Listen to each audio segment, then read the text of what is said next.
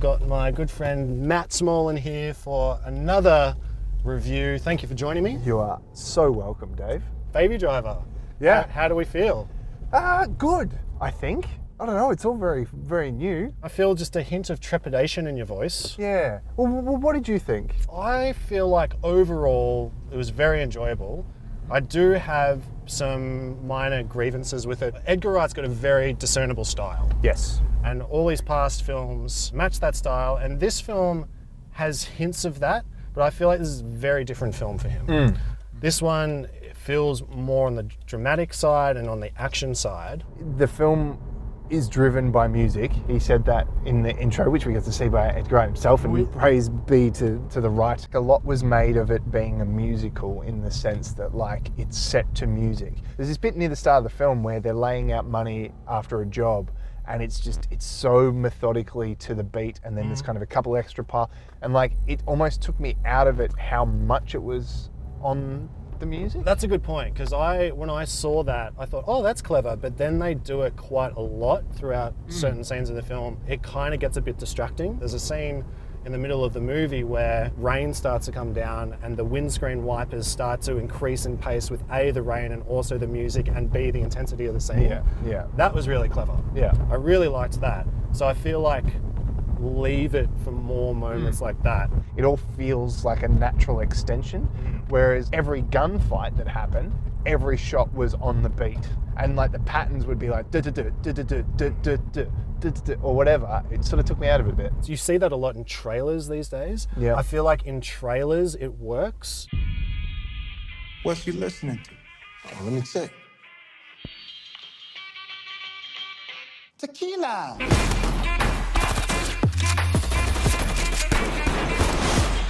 Inside the actual film, don't know how much it works out. But then when those scenes actually happened and they weren't that same sort of visceral moment, it then took away from, oh, this bit worked better in a trailer, which I have never found myself watching a film thinking about the trailer more. I feel like this is Dave Kelly, by the way. Dave! I think he's on the phone. What's up, buddy? We're currently doing Dave's Rants and reviews, so what did you think of Baby Driver? I haven't seen it. Oh, cool. This probably won't make it in the thing. How was it? It was good. You have to watch the review to find out.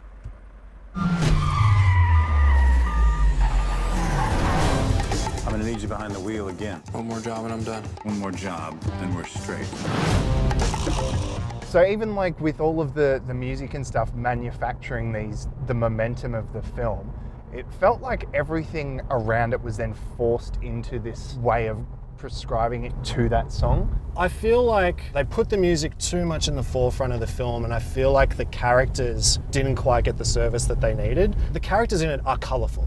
Yeah. You can't say that the film doesn't give you kind of interesting characters to look at. And Edgar Wright has a habit of, populating his films with characters that are a bit surreal and situations that are a bit surreal. Yep. So the thing that sticks out to me is that Hansel and Gretel, Ansel Condoms, what's his name?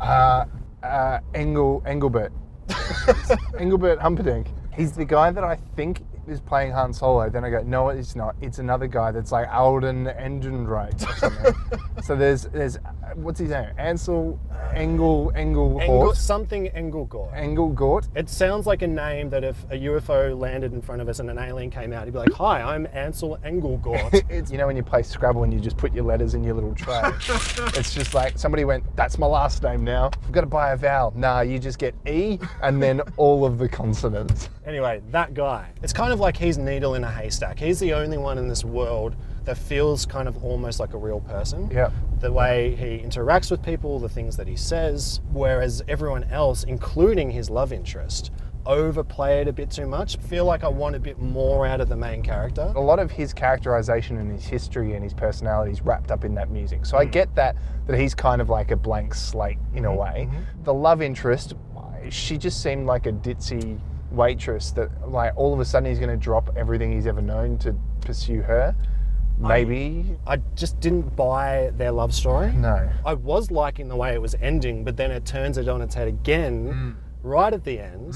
So, okay, let's get into some spoilers. I love the moment when shit turns crazy and he drives the car into the poles and kills Jamie Foxx. Yeah. I was like, that's fucking cool. Yeah. Now the movie's really kicked up a gear, because before that, it was passive. It was passive. It was just kind of teetering along. I was not losing interest, but I thought, okay, something's going to have to kind of kick in now. Yeah.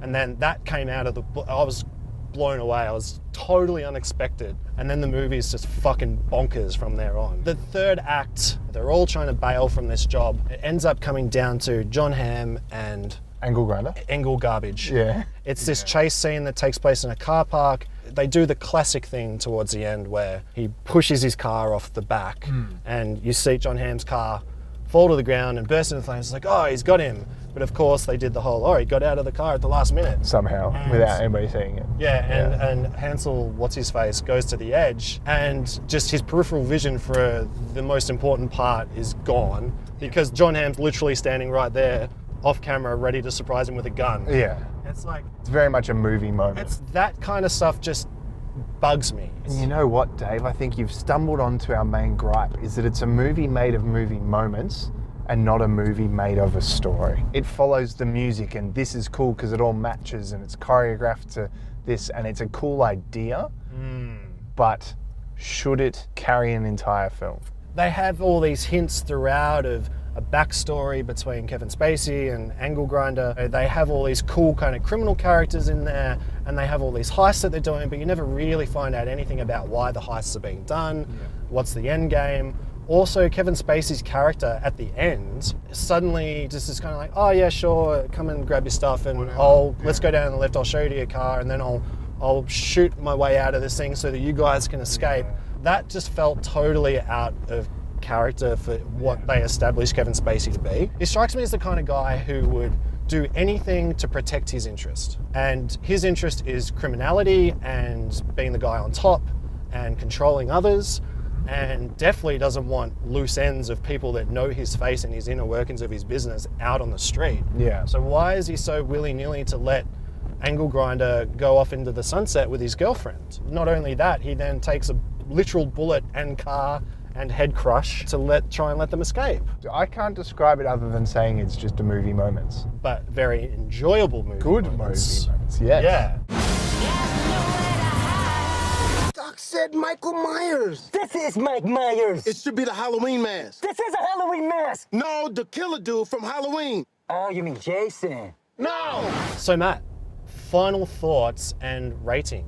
I really wanted to go in and like it because I love Edgar Wright, I love Scott Pilgrim, I love Shaun of the Dead, Hot Fuzz, all these movies, Spaced, like, big fan. I'm not sure I've left it with the same vigor that I left his previous films. Sure. But I did enjoy it, and the soundtrack's just fucking solid. As a rating, 7.5, room to be improved, but it was thoroughly enjoyable. I like that Edgar Wright has tried to do something different.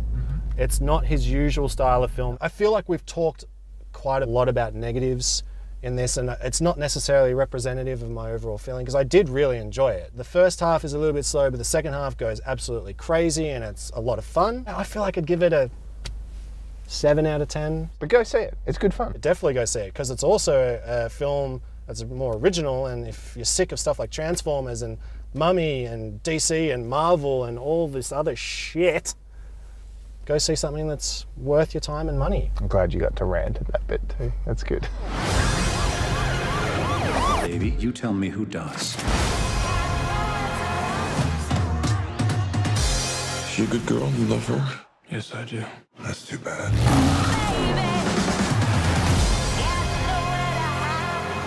Thank you for watching this review.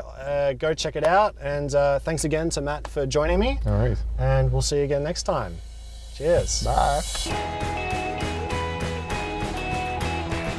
I hope this makes like the ending of the video. Like just when the credits roll, just cut to us setting up these dumb babies. Yeah.